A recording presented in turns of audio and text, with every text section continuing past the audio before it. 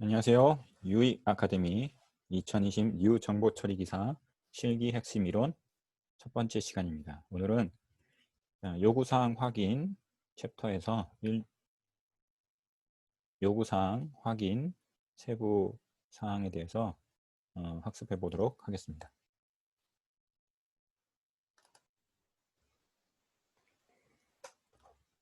자, 일단 그 실기 시험을 이제 준비하시는 입장에서 이제 수강을 하시게 될 텐데요.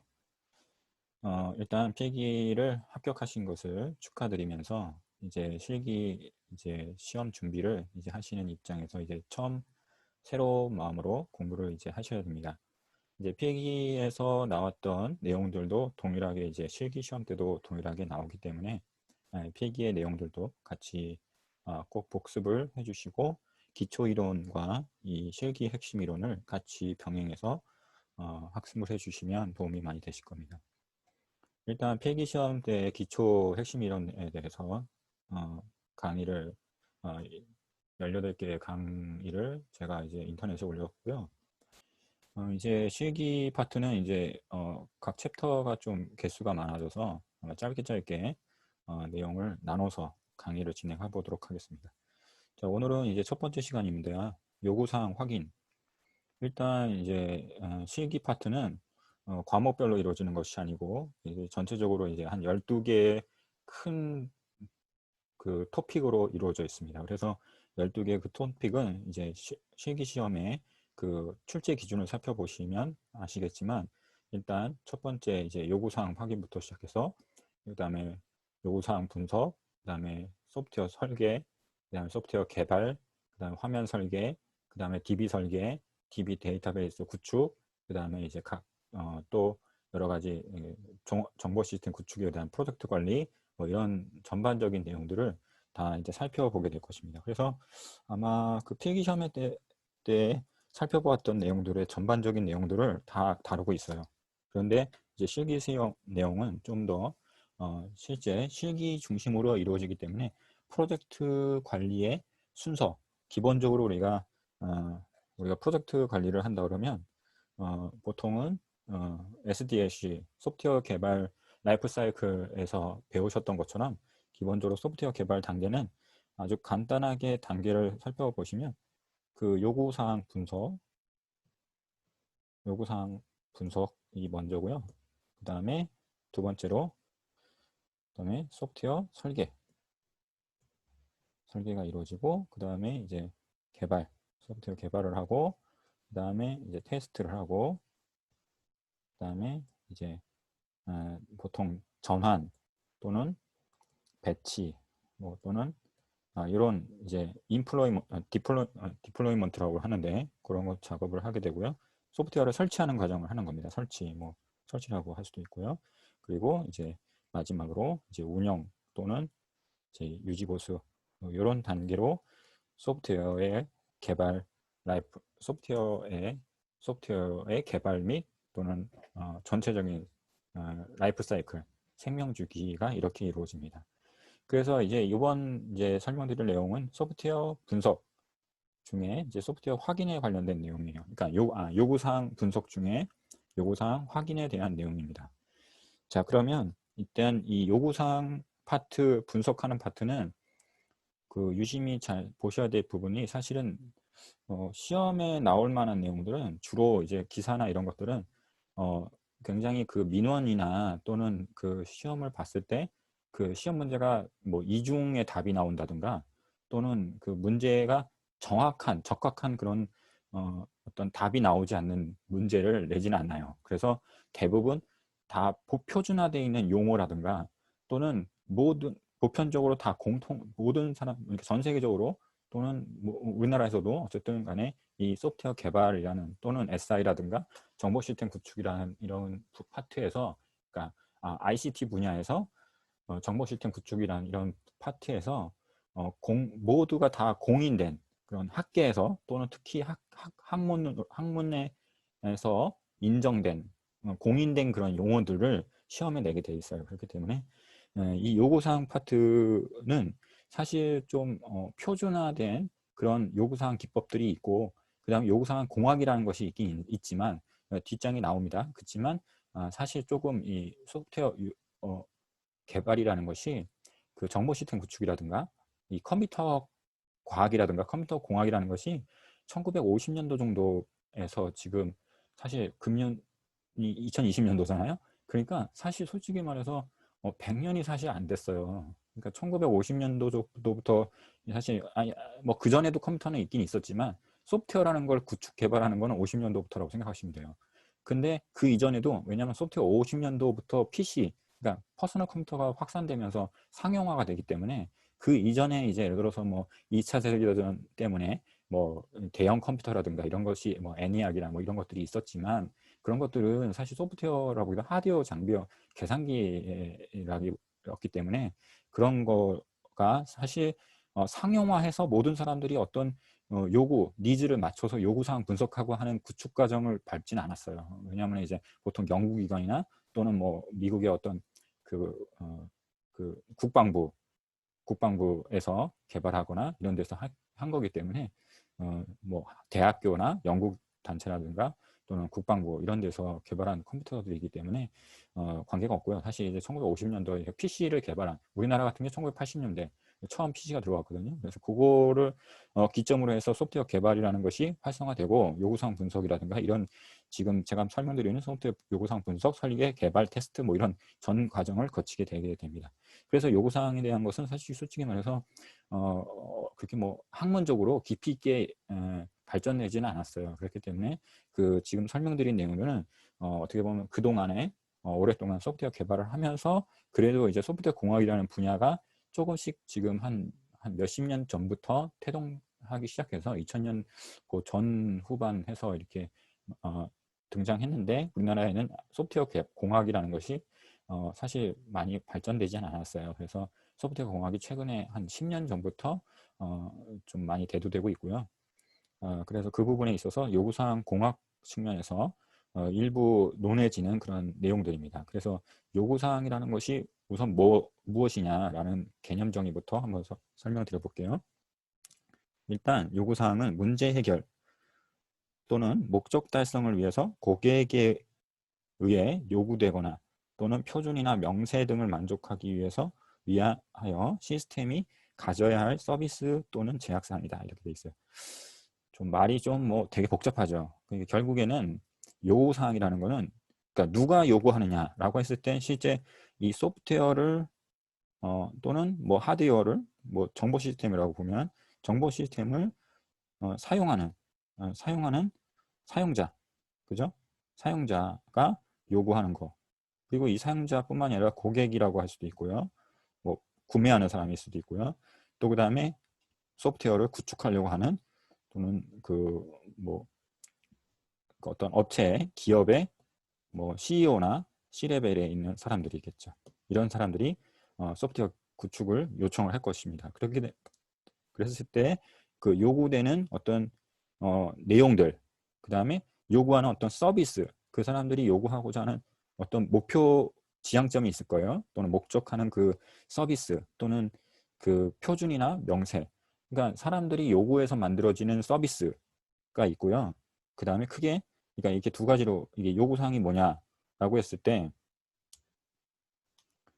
요구사항이 뭐라고 했을 때 이 정의로 보면 두 가지로 나눌 수 있는 거예요. 요구사항은 첫 번째 그러니까 일반 사용자나 또는 그러니까 구매자라고 볼 수 있겠죠. 구매자가 요구하는 어떤 서비스. 이 서비스를 서비스에 대한 요구사항을 말하는 거라고 볼 수 있고요. 그 다음에 또 하나의 서비스는 어떤 시스템에 갖춰져 있어야 되는 표준이나 또는 명세, 준수해야 되는 이런 제약사항들에 대한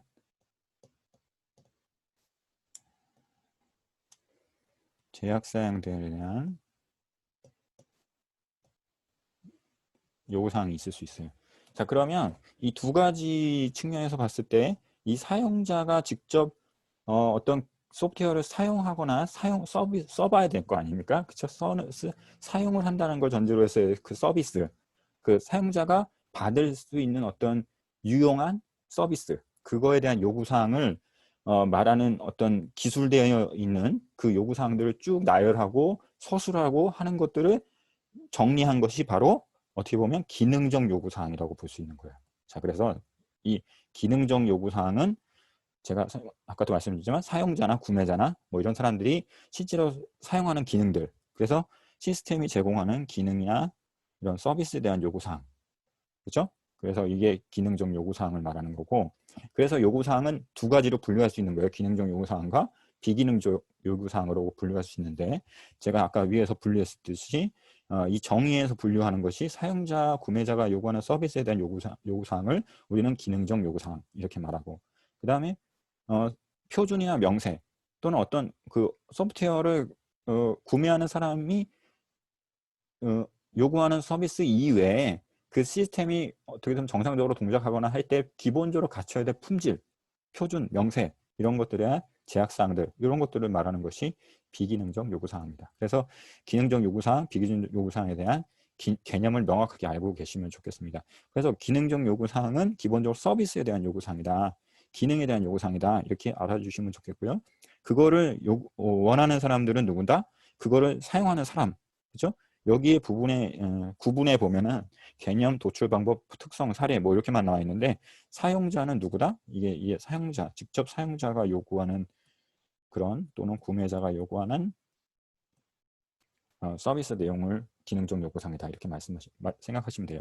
그 다음에 이제 도출 방법은 이제 뭐 특정 입력에 대한 시스템에 어떻게 반응하는 거냐, 기능에 대한 것이기 때문에 어떻게 입력에 대해서 시스템이 어떻게 동작을 할 것이냐, 어떻게 반응할 것이냐, 이런 것을 도출하고요. 그 다음에 특정 상황에 대해서 시스템이 어떻게 동작해야 되냐, 그러니까 어떻게 반응하냐, 어떻게 동작하냐, 다 어떻게 보면 인터랙티브하게 어떤 요청이 들어왔을, 어떤 입력이 들어왔을 때 어떻게 피드백을 줄 것이냐, 반응을 할 것이냐, 요거. 그 다음에 또 하나는 특정 상황에 자동적으로 어떤 상황이 자동적으로 발생됐을 때 그것에 대해서 어떻게 이게 반응하느냐, 동작을 어떻게 동작을 해줄 거냐, 이런 것들을 도출하는 것이 기능적 요구사항이고요. 그 다음에 이제 기능적 요구사항에는 기능성, 완전성, 뭐 일관성 이런 것들이 있습니다. 왜 이제 기능적 요구사항은 아무래도 이제 기능, 서비스를 사용하는 사람들이 직접적으로 요구한 것들에 대해서 만족을 시켜야 되기 때문에 기능성 있어야 되고요. 그다음 완전해야 되죠. 요구하는 것이 예를 들어서 뭐 어떤 자판기가 있으면 자판기에다가 100원을 넣으면 사이다가 나와야 되는데, 예를 들어서 1000원을 넣으면 사이다가 하나가 나와야 되는데, 그 요구하는 것이 그건데, 예를 들어서 1000원을 넣는데 사이다가 안 나와요. 또는 사이다가 뭐 아니면 다른 것이 뭐 여러 개가 동시에 나온다든가, 뭐 어쨌든 간에 요청하는 거하고 완전하게 완전성을 가지고 이루어져야 된다는 거죠. 그 다음 일관성은 예를 들어서 어떤 요청, 일관성이 있어야 되는 거예요. 그러니까 기능이 예를 들어서 내가 1000원을 한 번은 넣었을 때는 나오고 두 번째 1000원 넣는데 또 안 나와요.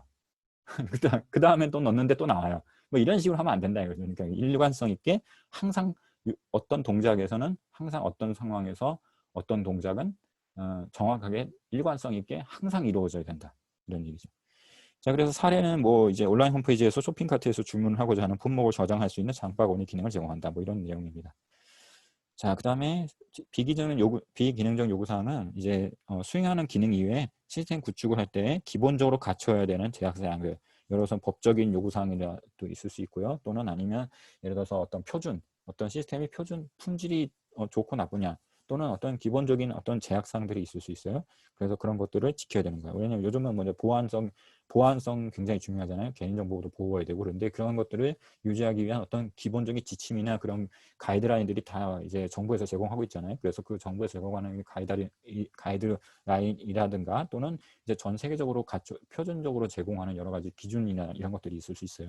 그래서 표준이나 또는 명세나 이런 것들을 준수하는 것. 그래서 품질 속성에 관련해서 시스템 갖춰야 되는 사항을 말하는 것입니다. 비기능적 요구 사항은. 그 다음에 시스템에 준수해야 되는 제약 조건에 대한 기술입니다. 자, 그래서 이 비기능적 요구사항의 특징은 신뢰성, 사용성, 효율성, 유지보수성, 이식성. 그래서 실제 기능과 관련되지 않지만 어떤 그 시스템의 품질이 갖춰야 되는 어떤 어떤 목표치라고 볼 수 있죠. 그래서 그거는 신뢰성이 높아야 되고 당연히 사용성이 높아야 되고 효율성이 높아야 되고 유지보수성이 높아야 되고 이식성도 높아야 됩니다. 자, 사실 이거는 요 소프트웨어의 요 특성들은 그 IEEE 1492 소프트웨어 품질에 관련된 표준이 있어요. 그래서 그 품질에 대한 표준이 보통 우리가 그 대표 품질이 뭐가 있냐면 우리가 예전에 그 필기 시간에도 제가 설명 한번 드렸었는데 이거 암기할 수 있어요. 기신사 효율이 이렇게 해서 외웠어요. 그래서 이거는 이제 그 밑에 이제 상세 품질 기준이 있는데 특성이 있는데 여기 기능성, 그래서 요 앞에 이제 특성 보여드렸죠. 그 다음에 신뢰성, 그 다음에 사용성, 효율성, 그 다음에 유지보수성, 그 다음에 이식성. 이렇게 해서 요거 소프트웨어 품질에 해당되는 7가지 그 특성입니다. 그래서 그 우리가 사례로 보면 이 요구사항에 잘 보시면 요구사항이 어떤 기능을 구현하는 거에 대한 요구사항이면 기능적 요구사항. 그래서 상품의 결제 수단은 신용카드, 무통장 입금, 포인트 결제 가능해야 된다. 뭐 이런 진짜 동작을 말하는 거죠.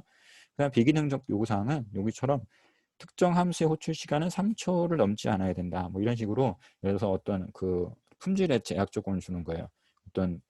어떤 기종의 직접적인 기능을 말하는 것이 아니라. 그래서 뭐 시스템은 하루에 24시간 가동해야 되고 그다음 가동률은 99.5%여야 된다. 만족해야 된다. 그죠? 예를 들어서 가동이 중단되는 것을 막아야 돼. 중단되는 그 시간을 줄일 수 있어야 되는 거죠. 자, 이런 식으로 실질적인 어떤 기능보다는 그 시스템이 갖고 있는 어떤 그 성능에 대한 요구사항, 것들이 비기능적 요구사항이라고 할 수 있어요. 자, 그 다음 넘어가서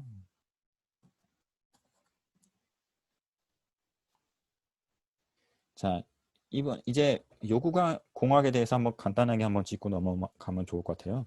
여기에 이제 시험 뭐 본래 내용에 직접적으로 포함되지는 않는 걸로 알고 있는데 왜냐하면 이 전체 요구사항 분석이나 이런 것들은 기본적으로 요구사항 공학에서 개념에서 요구사항 공학이라는 어떤 학문이라고 할 수 있죠. 최근에 등장한 건데 여기에서 어떻게 보면 체계적으로 연구하고 있는 학문이라고 할 수 있어요. 그래서 요구공학은 무엇이냐? 시스템 요구사항 문서를 생성, 검증, 관리하기 위해서 수행되는 구조화된 활동의 집합이다. 즉, 그러니까 요구사항을 도출하고 분석하고 설계하고 하는 과정 중에 이루어지는 일련의 집합.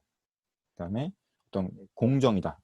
이 엔지니어링이라는 것이 뭔가요? 어떤 입력이 들어오면 출력이 되는 그리고 어떤 과학적인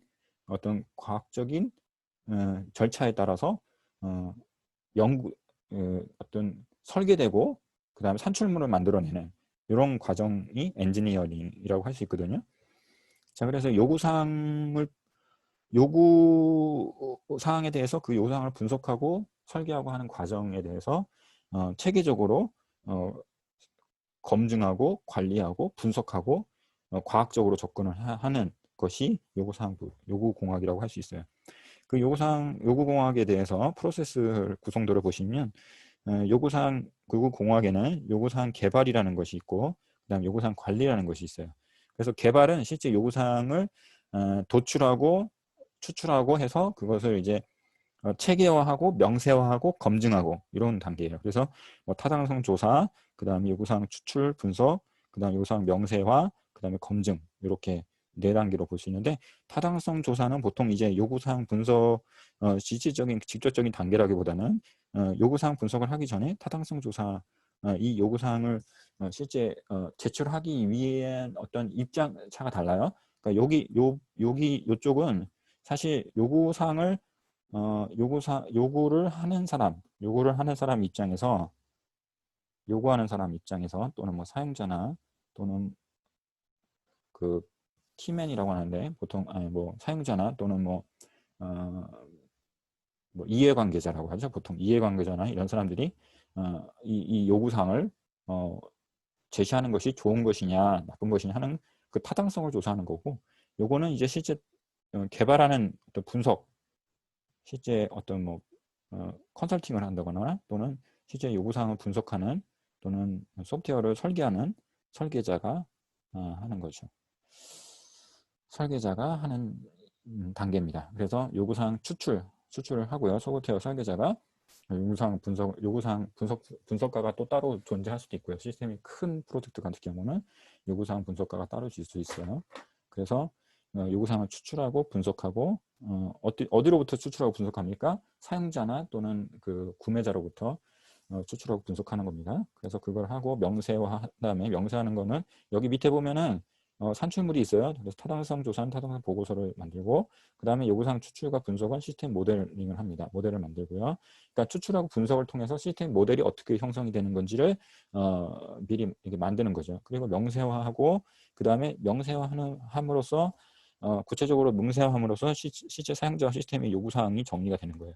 그리고 나서 검증하면서 요구사항 문서를 확립하는 거예요. 그리고 이제 여기 보면 검증을 하면서, 검증했을 때 요구사항 검증이 했을 때 그 요구사항이 어떤 어떻게 보면 그 요구한 것을 실행하기 어렵다거나 또는 그 기능이나 제약 조건들이 변경을 해야 된다거나 이런 것들을 검증하면서 제작성을 하게 되죠. 그래서 제작성은 다시 요구사항 병세화로 오고, 그 다음에 그거를 구체화되지 않는 것들이 있다 그러면 좀 더 다시 명확화해서 할 수 있도록 거꾸로 돌아가는 거예요. 그래서 재평가해서 다시 피드백해서 이렇게 돌아오는 거죠. 이렇게 해서, 그래서 모든 프로세스는 원래 검증을 하고 체크를 해서 다시 돌아와서 다시 재수정하고 추출하고 분석하는 거 작업을 다시 하고, 그 다음에 명세화하고 다시 이제 검증을 또 하게 되는 거죠.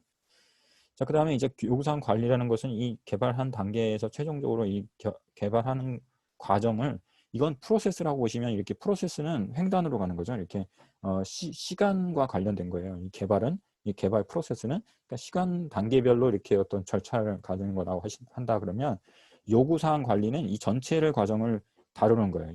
이 전체 과정을, 이 전체 프로세스 전체 과정을 어떻게 보면 관리하는 거죠. 매니지먼트 하는 거죠. 그래서 맨 처음에 요구사항 협상, 누구하고 협상하는 거예요? 그러니까 협상 대상자는 누구예요? 그러니까 사용자하고, 쉽게 말하면 사용자와 누구야? 그 소프트웨어 뭐 분석자 이런 사람이 같이 이렇게 협상을 하게 되는 거죠. 서로.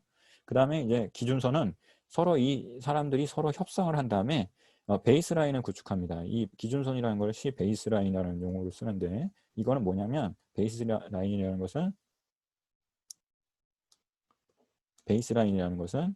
쉽게 말하면 기준선, 기저선이죠. 그러니까 우리가 어떤 요구사항을, 예를 들어서 사용자가 예를 들어서 1,000원을 넣으면 캔이 하나가 나와야 된다라는 것을 약속을 하는 거죠. 소프트웨어 분석자하고.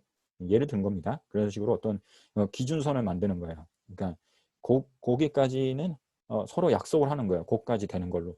그러니까 어떤 사람은 어떤 기능을 만들 때, 예를 들어서 게시판이라고 했을 때, 게시판에다가 예를 들어서 글쓰기라는 버튼을 누르면 글쓰는 작성하는 란이 나와야 되는 거고, 거기에는 기능들이 여러 가지가 있을 수 있거든요. 예를 들어서 글쓰기 기능에는 뭐 예를 들어서 뭐 거기다가 색깔도 입힐 수 있고, 폰트도 바꿀 수 있고, 뭐 예를 들어서 그림도 넣을 수 있고, 이런 것들을 갖다가 협상을 할 수가 있는데, 그래서 그거를 뭐 비용이 많이 들거나 그랬을 때는 뭐 해서 그 기능의 가지수를 제한하는 거죠. 그래서 뭐 텍스트를 입력하는 거는 가능하고, 그 다음에 폰트 조정이나 색깔 바꾸는 것까지 가능하다. 그지만 우리가 이제 그림은 넣지 마자. 이런 식으로 어떤 기준선을 잡는 거예요. 그래서 뭐 예를 들어서 원래 가능한, 우리가 돈을 많이 들이면 10가지를 구현할 수 있는 거지만 돈이 부족할 때는, 또는 뭐 그렇게까지 기능이 필요 없다고 했을 때는 사용자하고 협상을 해도 5가지만 구현하자. 이렇게 기준선을 잡는 거죠. 그리고 난 다음에 이제 기준선을 잡은 다음에 변경 관리를 해요. 요구사항이 예를 들어서 원래 A라고 했던 요구사항이 계속 지속 그대로 A로 가면 좋은데, 그게 아니라 일부 수정이나 변경을 할 필요가 있을 수 있어요. 그래서 A를 예를 들어서 A-로 변경한다든가, 또는 뭐 B로 바꾼다든가, 이런 식으로 변경 관리를 하는 거예요. 그래서 이 변경 관리를 하는 과정을 거치게 되고요. 그러니까 이런 요구사항을 관리하는 어떤 이건 단계라기보다는 요구사항을 관리를 하는 그 행위들이죠. 액티비티들 이런 거라고 보시면 되고, 그 다음에 이제 요구사항 변경 관리를 확인하고 검증을 합니다. 그래서 요구사항이 변경 관리되는 것에 대해서 계속적으로 지속적으로 요구사항이 확정을 짓고 또 검증하고 다시 이제 피드백 받고 하는 거죠. 자, 그 다음에 자, 요구사항 개발 프로세스 앞에서 나오는 거에 대해서 상세 설명이에요. 그래서 이제 제가 이거는 길게 설명드리지 않고 조금 간단하게 이거는 뭐 여기서 시험에 나온다고 했을 때 요구사항 그 프로세스는 앞에서 제가 설명드렸지만 우리가 요거는 좀 외워줄 필요가 있어요. 요구사항의 프로세스는 도출, 분석, 명세, 확인 이렇게 돼 있어요. 그래서 원래는 도분, 명확 뭐 이렇게 앞자 따서 외우기도 하거든요. 도분, 명확. 그래서 원래는 도분, 명검 뭐 이렇게도 외웠어요. 뭐 확인이나 검증이나 뭐 이런 것도 같은 말이기 때문에 도분, 명검 또는 뭐 추분, 명검 이렇게 외우기도 했어요. 이제는 추분, 명검. 원래는 추출이나 도출이나 뭐 똑같은 말인데. 그래서 추분, 명검 뭐 이렇게 외우시거나 도분, 명검, 명확 이렇게 외우시던가 뭐 하시면 되죠. 그래서 요구사항 프로세스 4단계는 뭐다? 도, 분, 명, 확. 뭐 이렇게 외우셔도 되고요. 또는 추, 분, 명, 검. 이렇게. 예, 이렇게 두 가지로 해서 추출이나 도출이나 뭐 같은 뜻이고, 일리시테이션이라는 것이 뭐 어떤 것으로 이끌어내다. 이렇게 하는 거거든요. 이끌어내다 이런 뜻은 뭐냐? 어떤 요구하는 사람으로부터 그 사람이 원하는 것이 무엇인지를 이끌어내는 것이죠. 그래서 요구사항이 어디에 있고 어떻게 수집할 것인지 파악하는 단계. 그리고 이해관계자가 요구사항 식별, 개발팀과 고객 사이 관계 형성 이런 것들이 도출을 하는 거죠. 그 다음에 효율적인 의사소통이 굉장히 중요합니다. 왜? 사람으로부터 대화를 통해서 이끌어내는 거기 때문에 굉장히 의사소통이 중요하죠. 그 다음에 이제 분석 부분에서는 상충되는 요구사항 해결.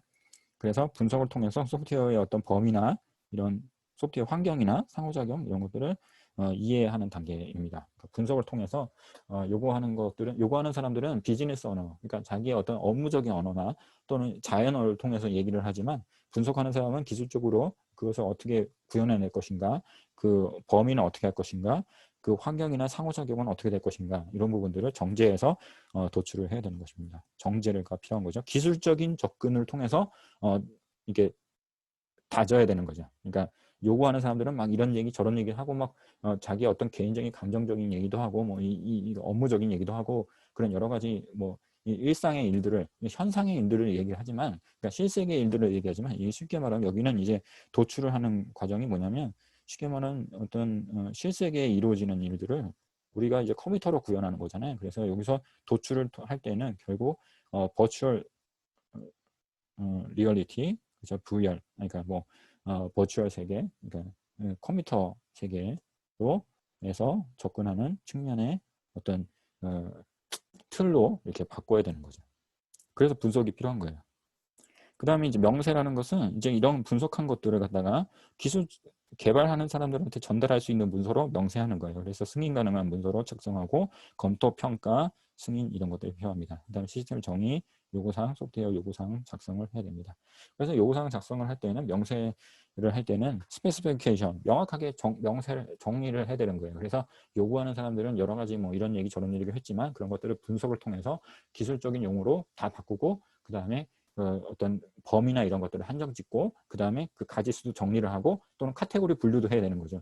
뭐 말하는 사람이 요구하는 사람이 뭐 이런 얘기 뭐 A라는 기능 얘기했다가 B의 기능 얘기했다가 C의 기능 얘기했다가 막 그러지만 그걸 다 받아가지고 그거를 그대로 받아들일 수 없어요. 그래서 어떤 A라는 B라는 기능, C라는 기능들이 다 어떤 카테고리에 뭐 이렇게 묶어야 되는 건지 또 어떤 기능에다가 분류를 해서 정리정돈을 해야 되는 것인지 이런 것들을 해서 기록하는 것이 명세라고 할 수 있어요. 그래서 문서를 작성하는 것이 명세다 이렇게 생각하시면 돼요. 그래서 도출은 대화를 통해서 사용자로부터 이야기를 통해서 또는 뭐 설문조사를 통해서 여러 가지 방법을 통해서 이렇게 요구사항을 끌어내는 거고 그 다음에 그것을 분석해서 하는 것은 어떤 범위나 그다음 환경, 상호작용, 기술적인 어떤 접근, 환경적인 접근 이런 것들을 통해서 정제하는 거죠. 정제, 분류하는 겁니다. 그거를 분석하고 정제하는 거고 그래서 도출하는 거고요. 명세는 그것을 문서 작성을 하는 겁니다. 구체화시켜서. 그 다음 확인 검증은 이게 표준에 적합한 거지 이 문서를 작성한 것이 표준에 적합한 건지, 이해 가능한 건지, 일관성이 있는지, 뭐 완전한 건지 이런 것들을 검증하는 거예요. 그래서 검증이 해서 미흡한 부분은 다시 명세 단계나 또는 분석 단계나 도출 단계로 거꾸로 돌아가면서 다시 예, 순환해서 작업하는 거죠.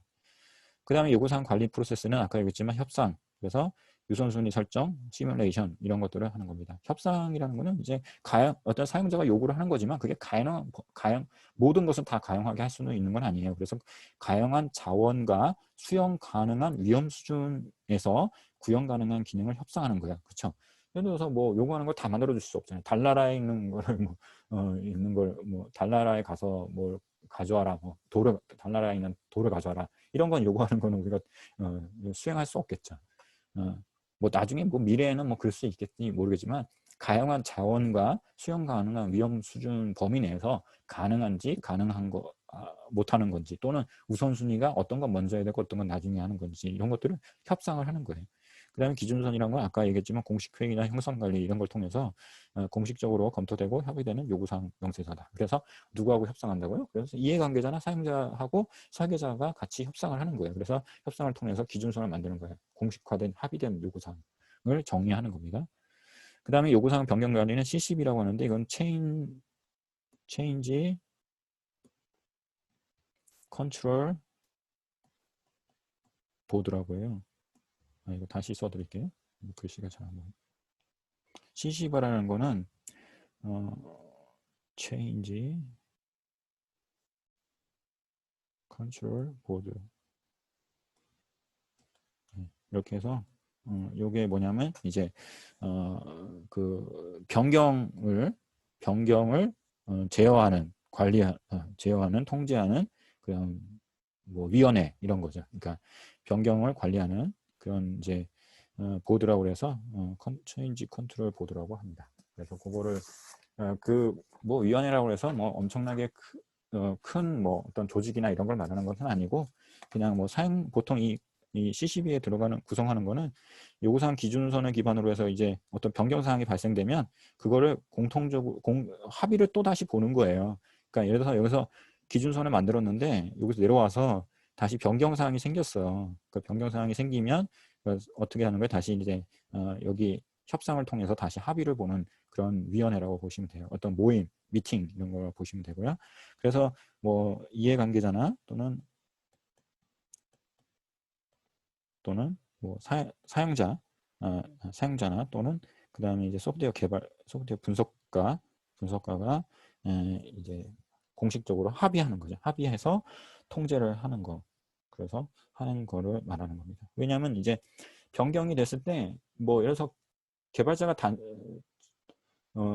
단독적으로 변경하는 것도 문제지만 사용자가 요청을 해서 변경을 해달라고 했을 때 그 요청하는 변경 사항이 어떻게 원래 어떤 요구사항에서 어떻게 변경해야 되는 건지 그 다음에 얼마만큼 변경해야 되는 건지 그런 뭐 방법 어떻게 변경해야 되는 건지를 합의를 보는 거예요. 그래서 범위를 정하고 확정을 짓고 그다음 다시 이제 그거에 따라서 이제 요구사항을 분석하고 명세화를 또 해야겠죠. 요구사항 확인과 검증은 구축된 시스템의 이해관계자를 기대한 요구사항이 부합하는지 확인하기 위한 방법입니다. 자, 그 다음에 이제 소프트웨어 개발 프로세스 주요 기법 중에는 그러니까 이제 우리가 이제 아까 4가지 단계 보셨죠? 도출, 분석, 명세, 확인 이 4가지 단계에서의 기법들이에요. 그래서 기법들은 쭉 읽어보시면 아실 거예요. 그러니까 도출을 하는 거는 사용자나 또는 이해관계자로부터 대화를 통해서 또는 여러 가지 그 사람이 원하는 것이 무엇인지를 추출하는 거거든요. 이게 이끌어내는 거예요. 그러니까 이끌어내는 방법에는 인터뷰는 잘 아시다시피 1대1로 면담을 하는 거죠. 거기를 통해서 요구사항을 듣고 정리를 하는 거고 설문조사는 이제 뭐 어느 정도 요구하는 것이 무엇인지 대충 이게 그 분석하는 사람이 이미 알고 있거나 그래서 개발하는 팀에서 이미 어느 정도 요구하는 것이 무엇인지를 어느 정도 범위에 대해서 추정이 가능할 때 그거를 미리 어느 정도 다른 또 뭐 구축한 사례가 있었다고 했을 때는 설문조사를 작성해서 그 요구하는 것이 무엇인지 그 가이드라인을 미리 주는 거죠. 그래서 그거에 따라서 정보를 수집할 수가 있어요. 자, 그 다음에 브레인스토밍은 뭐 완전히 터놓고 얘기하는 거죠. 막 창의적으로. 그 다음에 이제 워크숍은 뭐 여러 가지 이제 그 사용자와 개발팀과 이렇게 같이 집중 토의를 할 수 있는 그런 어떤 워크숍을 통해서 체계적으로 분석을 하고 프로젝트에 참여하는 모든 사람들이 같이 모여서 어떻게 보면 협력을 할 수 있는 그런 시간을 가지는 거예요. 그래서 정보를 획득하고 공유하고 그다음에 그 분석하고 하는 거예요. 그러니까 개발자들만 어떤 분석을 하는 것이 아니라 워크숍을 통해서 어떤 사용자나 요구하는 이해관계자들이 한꺼번에 같이 모여서 같이 어떻게 보면 요구하는 사항과 기술적인 어떤 접근성과 또는 제약 사항들과 이런 것들을 다 고루고루 두루두루 다 어떻게 보면 살펴볼 수 있는 그런 자리라고 할 수 있어요. 그 다음에 이제 분석은 이제 뭐 자료 지향 분석을 해서 DFD, 뭐 데이터 흐름 분석 이런 것도 있고요. 그 다음에 객체 지향 분석, 이거는 UM이라고 해서 이제 나중에 더 깊이 있게 보실 겁니다. 그래서 뭐 기능과 데이터를 함께 분석하는 방법이 객체 지향 분석이고, 그다음 명세는 이제 어떤 문서를 작성하는 거죠. 그래서 자연어에 의한 방법으로 사용자 개발 이해가 용이하죠. 자연어로 하는 것은. 정형화된 기법은 어떤 툴이 짜여져 있는 거예요. 그래서 명확성과 검증이 용이하고 기법이 이해가 조금 어렵습니다. 왜냐? 정형화된 거라는 거는 어떤 기술적으로 어떤 연구자들이 만들어 놓은 어떤 툴에 따라서 문서를 작성하는 거거든요. 그러니까 문서 양식이나 문서를 쓰는 방식이 좀 더 어떻게 보면 기술적으로 체계화가 되어 있는 거예요. 그래서 사용자나 또는 다른 일반 전문가가 아닌 사람은 이해가 좀 어려울 수 있어요. 근데 정형화 기법을 쓰는 이유는 이제 어떤 그 요구 사항에 대한 명확성과 검증을 가능할 수 있게 하는 거고요. 근데 자연어로 이렇게 기술하는 거는 검증을 하기가 어려워요. 또는 명확한 어떤 측정이 불가능한 부분이 있기 때문에 자연어에 의한 거는 그 명확성이나 검증은 문제가 되지만 이해는 용이하다. 뭐 이렇게 보시면 되겠습니다. 자, 그 다음에 우리가 좀 이거는 뭐 부가적인 얘기인데 항상 검증 한다고 하잖아요. 검증이라는 거는 뭐 체크를 하는 거예요. 또는 뭐 베리피케이션이나 또는 베리데이션 이렇게 하는 걸 하는 건데 이거는 뭐냐면 측정하는 거예요. 항상. 그래서 측정을 한다는 거는 항상 뭐예요? 어떤 수치로 측정하는 거죠. 그래서 검증을 하는 측정한다는 거는 어떤 기준이 있는 거예요. 그 기준을 따라서 측정을 하는 거예요. 그래서 그런 개념을 가지고 이해하시면 좀 좋을 것 같아요. 그 다음에 확인하는 거는 뭐 피어 리뷰라고 동료 검토라고 해서 뭐 2, 3명 이게 영어로 써있는데 2, 3명, 2, 3명이 진행하는 리뷰를 하는 거고요. 검토하는 거죠. 서로 동료들끼리 검토하는 거고요. 이게 이해관계자들도 같이 설명을 들으면서 결함을 발견하는 형태 이런 게 이제 확인 방법이고 같이 검토하는 거예요. 뭐 이해관계자나 개발팀 같이. 워크스루는 이제 오류를 조기에 검출하는 것이 목적이라서 회의 전에 배포해서 사전 검토하는 걸 말하는 거예요. 검토 자료를 회의에서 사용하는 그 어떤 검토 자료를 미리 사전에 분석하고 검토해서 짧은 시간 동안 회의를 진행할 수 있도록 하는 리뷰 방법이 워크스루라는 거죠. 그러니까 이제 뭐 이런 거죠. 워크스루라는 게 뭐예요? 그러니까 걸어서 이렇게 쭉 걸어가는 거잖아요. 그러니까 걸어서 쭉, 그러니까 뭐 어디에 정지하지 않고 계속 걸어가면서 모든 회의가 끝나버리는. 그러니까 쉽게 말하면 회의라는 것이 어떤 절차에 따라서 이렇게 순차적으로 딱딱딱딱딱 자, 오늘은 어떤 안건에 대해서 논의해 보겠습니다. 자, 이거를 대해서 얘기해 주세요. 라고 발표하고 또 그다음 그거에 대해서 문제점이 뭔지 미리 검토하고 왔기 때문에 그 검토한 거에 대해서 미리 검토한 부분에서 지적을 하고 또 문제점을 제시하고 그걸 다시 또 피드백 받고 그다음에 또 그거에 대해서 또 다시 다음 논의도 진행하고 해서 이게 이런 회의는 짧은 시간 동안에 빨리 오류나 이런 걸 검출할 수가 있어요. 왜? 미리 사전에 검토를 해왔기 때문에 같이 모여있는 회의 장소에서는 빨리 진행을 할 수 있어요. 바로 이렇게 걸어서 쭉 나가듯이. 그러니까 뭐 회의장이 있으면 어떤 회의장이 있으면 문 입구에서 다른 문 입구까지 이렇게 쭉 걸어가서 뭐 여기서 문이 있어요. 뭐 문이 있고 여기 문이 있고 그러면 이런 식으로 이렇게 걸어서 쭉 뭐 통과해 나가는 듯한 느낌으로 그러니까 회의가 일사천리로 진행되는 걸 말하는 겁니다. 인스펙션은 이제 뭐 약간 이제 분석하는 건데 뭐 과학적인 접근으로 하는 거죠. 그러니까 소프트웨어 요구 설계 원시 코드들을 저작자 외에 그러니까 다른 전문가나 팀이 검사해서 오류를 찾는 거예요. 공식적인 검토 방법이죠. 그러니까 인스펙션은 그 약간은 다른 외부 전문가들이 분석하는 거를 말합니다. 자, 요구사항 분석 기법에는 이제 뭐 여러 가지가 있을 수 있어요. 요구사항 분석 기법을 활용해서 업무 분석가가 정의한 요구사항 응용 소프트웨어 요구사항을 확인합니다. 자, 분석하는 기법이 있는데요. 요거는 뭐 사실 뭐 이거 외우기도 뭐하고 좀 이거 뭐 외워야 될 부분인지는 잘 모르겠지만 이 요구사항 분석에 대한 기법을 한번 볼게요. 그래서 요구사항 기법에는 분류가 있어요. 그래서 아까도 얘기했지만 어떤 요구사항은 되게 자연어로 막 이렇게 이거 해주세요, 저거 해주세요 막 이렇게 얘기를 하지만 그것들을 체계적으로 이렇게 분류를 하는 거죠. 그러니까 뭐 기능인지 비기능인지 이런 식으로 분류를 하는 거고, 그 다음에 시스템에 미치는 영향의 범위 파악하는 거죠. 그러니까 범위가 이게 소프트웨어에 어떤 영향을 미치는지 범위를 파악하고, 그다음 생명 주기 동안의 변경 발생 확인 뭐 이런 식으로 해서 예를 들어서 요구사항을 분류하는 겁니다. 그 요구사항이 가능한 범위에 있는 건지 또는 어떤 카테고리에 있는 건지 이렇게 분류를 하는 거예요. 그 다음에 개념 모델링은 소프트웨어가 사용자가 요구하는 것들을 어떤 모델링을 이렇게 모형화하는 거죠. 모형화해서 개념 모델 문제 어떤 도메인의 엔티티들의 관계 개별 관계와 종속성을 반영합니다. 그래서 이제 뭐 어떤 구성 요소들 간의 관계가 어떻게 되고, 그 다음에 이제 그 어떤 영역 있죠. 어떤 요구사항의 어떤 분야나 영역들을 체계적으로 분류하고 그 다음에 모델링을 하는 거예요. 모형화해서 어떤 관계성을 가지는 거고, 이 모델링은 주로 이제 UML을 통한 유스 케이스 다이어그램 이런 것들을 많이 사용합니다.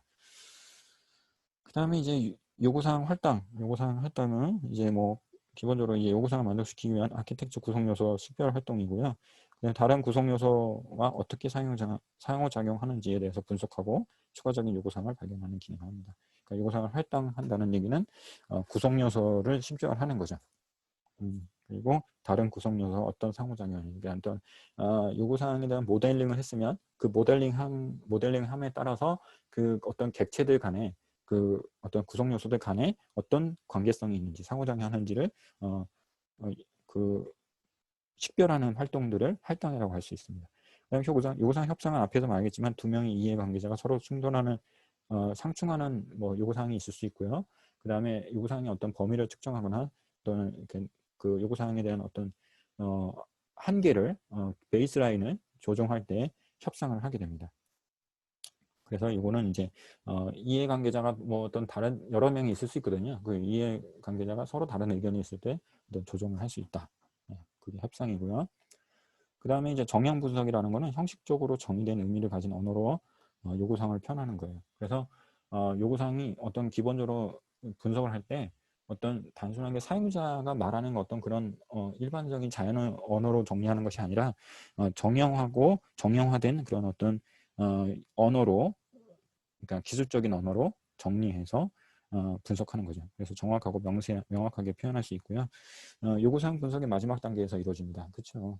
당연히 예를 들어서 뭐 이해관계자나 요구한 사람이 뭐라고 이렇게 뭐 아주 평문으로 그냥 아주 본인이 알 수 있는 자연어나 또는 비즈니스 언어라고 하는데 업무 용어로 도메인 언어로 이렇게 쭉 뭐 도메인 언어나 또는 뭐 자연어나 또는 뭐 비즈니스 언어로 이렇게 요걸로 이렇게 요구사항을 쭉 요구사항을 이야기하겠대요.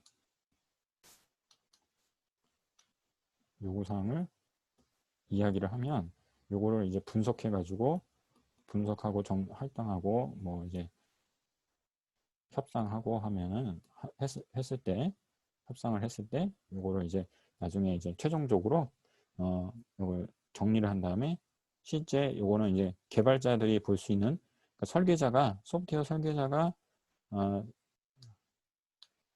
설계자가 확인할 수 있는 기술적인 또 정형화된 언어로 정리를 합니다. 이렇게 정형화된 언어로 정리하는 것을 정령 분석이다. 이렇게 볼 수 있죠. 자, 그 다음에 이제 요구사항 확인. 자, 요구사항 확인은 아까 이제 요구사항 분석을 통해서 정량 분석을 해서 어떤 정리가 되면 그것을 이제 확인을 하는 거죠.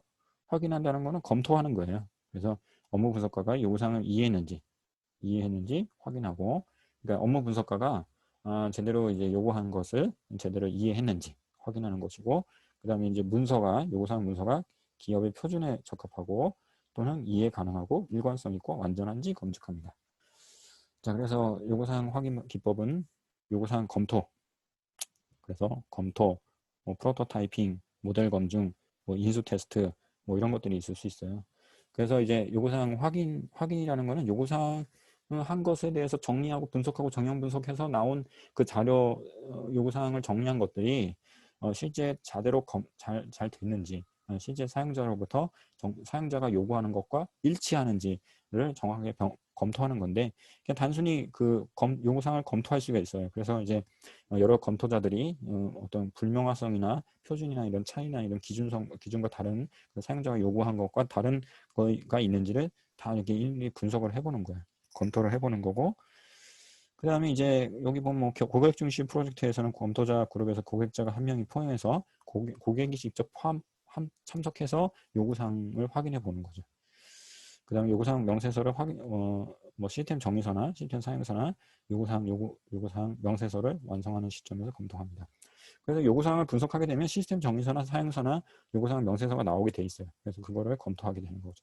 프로토타입핑이라는 거는 기본적으로 이제 요구사항 했던 것을 바로 피드백 받을 수 있도록 아주 간단하게 어떤 시제품 같은 걸 만들어 보는 거예요. 그래서 시제품 같은 거를 만들어서 사용자 요구사항에 대해서 소프트웨어 요구사항에 대해서 소프트웨어 엔지니어가 해석한 것을 확인할 수 있는 방법이 됩니다. 그래서 실제 이제 동적인 행위나 단순히 문서나 이런 걸로 검토하는 게 아니라 실제 만들어진 걸로 보기 때문에 아주 유용한 피드백 제공이 가능하고 사용자 인터페이스는 동적인 행위나 이런 것들을 이해할 수 있게 됩니다. 자, 그다음에 모델 검증이라는 거는 이제 실제 분석 단계에서 실제 모델이 만들어지면 그 모델이 요구사항으로부터 모델을 만들어서 그 모델이 어떤 보면 모델의 품질 검증을 하는 단계예요. 그래서 실제 객체 모델 간의 사이의 의사소통 경로나 또 사이에 존재하는 여러 가지 의사소통 경로나 이런 것들을 정적 분석을 통해서 검증을 하는 거예요. 그러니까 요거는 사실 이제 모델 검증이라는 거는 좀 어떻게 보면 시스템이 큰 프로젝트나 이런 데서 그 모델이 이제 이미 어느 정도 사례나 이런 것들이 있어서 모형화가 돼 있어서 그거를 이제 어떤 요구사항 들어온 거를 해서 모형화해서 검증하는 거예요. 그래서 새로운 제품을 만들거나 할 때는 조금 적절하지 않을 수 있습니다. 그다음에 이제 모델 검증이 있고 인수 테스트는 이제 실제 요구사항에서 만족하는 것이 있는지 인수를 한 다음에 테스트하는 요구사항을 확인하는, 이거는 이제 단계적으로 보면 맨 마지막에 하는 거죠. 그러니까 시스템 소프트웨어를 인수해가지고 그 실제 요구한 것대로 다 동작하는지를 테스트하는 거예요. 자, 그 다음에 요구사항 확인 프로세스가입니다. 그래서 요구사항의 목록 확인이 있고요. 요구사항 정의서 작성 여부 확인, 그래서 비기능적 요구사항 확인, 타깃 시스템과 연계 인터페이스 요구사항 확인. 그래서 그 요구사항 확인하는 거는 기본적으로 요구사항이 업무 기능에서 목록을 만들게 되는데 그 목록의 반응이 정상적으로 됐는지 이런 걸 확인하는 거고, 그 다음에 요구사항 정의서 작성이 잘 돼 있는지, 그 작성되어 있는 요구사항 작성이 어떻게 보면 명확하게 요구사항들을 잘 반영했는지, 동작이나 이런 방식을 명확하게 하고 구체적으로 기술을 했는지 다 확인하는 거죠. 그 다음에 이제 비기능적 요구사항 확인은 이제 시스템의 품질이나 품질 제약사항들, 이런 비기능적 요구사항들을 명확하게 도출했는지를 확인하는 겁니다. 타 시스템 연계와 인터페이스 요구사항은 타 시스템과 하위 시스템 간의 인터페이스에 대한 요구사항 정의를 명확하게 했는지를 확인해 보는 겁니다. 자, 그 다음에 이제 소프트웨어 요구사항의 시스템화 분석, 시스템화 타당성 분석. 요거는 뭐냐면 요구사항이 시스템으로 만들 수 있는지 어떤 기술적인 타당성을 검색하는 거예요. 그래서 업무 분석가가 수집하고 분석한 요구사항이 개발하고자 하는 응용 소프트웨어에 미칠 영향, 요구사항이 개발하고자 하는 응용 소프트웨어에 미칠 영향이 어떤지 검토하고 확인하는 겁니다. 그래서 이제 요거는 이제 요구사항이라는 걸 분석하고 다 했는데, 확인했는데, 검토했는데, 검증했는데, 이것이 실제 시스템으로 구현이 가능한지, 그러니까 시스템 구현이 가능한지를 타당성을 따져보는 거예요. 그래서 뭐 기술적 타당성을 검토하는 절차라고 볼 수 있어요. 그래서 기술적 타당성을 검토하는 방법은 성능이나 용량의 산정, 적정성, 그 다음 시스템 간의 상호 운용성, IT 시장의 성숙도와 트렌드 부합성, 기술적 위험 분석 이렇게 있습니다. 그러니까 요거는 사실 이제 요구사항 분석을 하고 오랫동안 소프트웨어 개발을 한다 그러면 당연히 해야 되는 것들이라고 볼 수 있어요. 쉽게 말하면 요구사항을 막 받았는데 그 분석하고 명세한 것들이 실제 목표 시스템의 성능이나 용량 산정한 것으로 그 요구사항을 만족시킬 수 있는지를 적정한 건지를 판단하는 거예요. 그러니까 목표 시스템의 성능이나 용량이나 이런 상정을 통해서 그러니까 요구사항을 충실히 수행하기 위해서는 어떤 성능이나 어떤 용량이 필요한지 이런 것들을 따져보는 것이고, 그 다음에 시스템과 상호작용, 그러니까 목표 시스템 간에 안에 있는 어떤 뭐 조직에 이미 만들어져 있던 시스템과 레거 시스템이라고 하는데 기존 시스템과 새로 만들어지는 시스템과 연동하는 것이 잘 이루어지는 건지 또 이런 거를 따져봐야 되는 거고, 그 다음에 IT 시장의 성숙도, 그러니까 어떤 요구사항이 있는데 분석을 했고 다 명세화했는데 이거를 실제 기술적으로 구현이 가능한지, 그 기술적으로 할 수 있는 어떤 기술자가 존재하는지 이런 것들을 따져보는 거예요. 그리고 또 향후 유지보수가 가능한지 이런 것들도 확인해 보는 거죠. 그 다음 기술적 위험 분석, 어떤 요구사항을 만족시키기 위해서 적용한 기술이나 복잡성이나 검증이나 이런 것들을 따져봤을 때 뭐 위험이 발생되거나 그런 것들을 따져보는 거죠. 그 다음에 이제 기술적 타당성 분석 프로세스는 이제 뭐 타당성 분석 결과 기록이라든가 타당성 분석 결과 이해관계자 검증, 그다음 타당성 분석 결과의 확인, 배포, 공유 이런 것들을 해야 됩니다. 이거 뭐 이런 거는 사실 뭐 시험에 나오기가 좀 어려울 내용이긴 한데 한번 뭐 혹시 나온다면 진짜 어려운 부분일 수도 있어요. 아니면 어떻게 보면 쉬울 수도 있어요. 또 뭐 이렇게 보시면 그 기술적인 타당성을 분석한다는 보통 분석의 프로세스는 기본적으로 타당성 분석의 결과를 기록합니다. 그러니까 그 분석한 거를 기록하는 거예요. 먼저 기록을 해놓고 분석 결과를 기록해놓고 그 기록한 거를 갖다가 이해관계자한테 다시 물어보는 거예요. 이해관계 검증을 요청하는 거죠.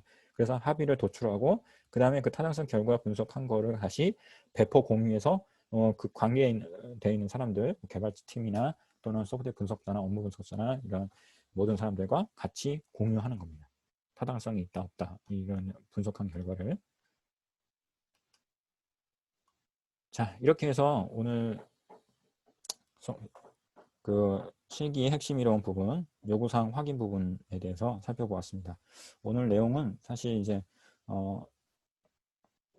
좀 실제 경험을 배우지 않으면 좀 어려운 부분이긴 하지만 한번 요구사항 분석이라는 것은 어떻게 이루어지는지 이런 것들을 쭉 살펴봤으니까 한번 다시 리뷰하시면서 쭉 읽어보시면서 전체적인 흐름을 파악하는 데 이해하시면 도움이 되실 것 같습니다. 자, 그러면 이상으로 마치겠습니다. 다음 시간에 또 뵙겠습니다. 감사합니다.